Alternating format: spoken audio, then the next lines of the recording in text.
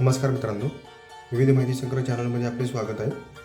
आज आपण कुंभमेळा म्हणजे काय याविषयी थोडक्यात माहिती पाहणार आहोत. कुंभमेळा म्हणजे ठराविक आवर्तन काळानुसार पवित्र नद्यांच्या तीर्थक्षेत्री भरणारा हिंदू भाविकांचा मेळा आहे. दर 3 वर्षानंतर एकदा अशा पद्धतीने 12 वर्षात प्रयागराज, उज्जैन, नाशिक, हरिद्वार या 4 वेगवेगळ्या तीर्थक्षेत्री पूर्ण कुंभमेळे भरत असतात. दर 6 वर्षांनी हरिद्वार व प्रयाग येथे अर्धकुंभमेळा भरतो.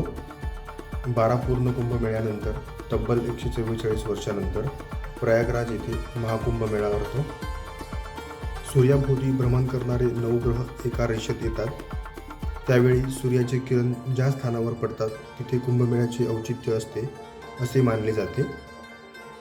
समुद्रमंथनाने जो अमृतकुंभ समुद्राच्या बाहेर निघाला तेव्हा देवांना प्रश्न पडला की जर दानवांनी हे अमृत प्राशन केले तर हे दानव अमर होऊन देव व मनुष्य यांना सुळो की पळो करून सोडतील.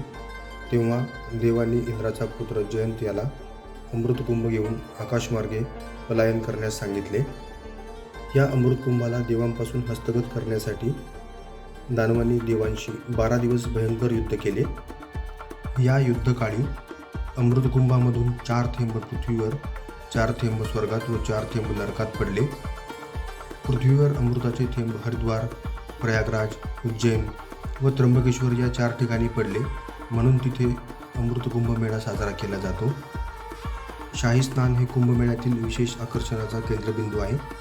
शाही स्नान म्हणजे एखाद्या विशिष्ट मुहूर्तावर तीर्थक्षेत्रस्थानी जाऊन तेथील नदीमध्ये स्नान करणे, सूर्याला अर्घ्य देणे, नदीची पूजा करणे असे याचे स्वरूप असते. कुंभमेळ्यातील शाही स्नानात विविध आखाडे आणि त्यातील साधू यांना अग्रक्रम दिला जातो. त्याची विशेष शोभायात्रा निघते. कुंभमेळा असा धार्मिक उत्सव किंवा सोहळा आहे की ज्याचे कोणतेही औपचारिक निमंत्रण दिले जात नाही. असे असूनही भाविक या सोहळ्याला मोठ्या प्रमाणावर उपस्थित राहतात. हे वैशिष्ट्य लक्षात घेता युनेस्कोने कुंभमेळ्याला जागतिक सांस्कृतिक वारसा म्हणून घोषित केले आहे.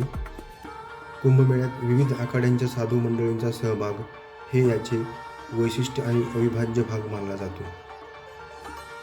धन्यवाद मित्रांनो, संपूर्ण व्हिडिओ पाहिला त्याबद्दल. व्हिडिओ आवडला असेल तर लाईक, शेअर आणि सबस्क्राईब करा.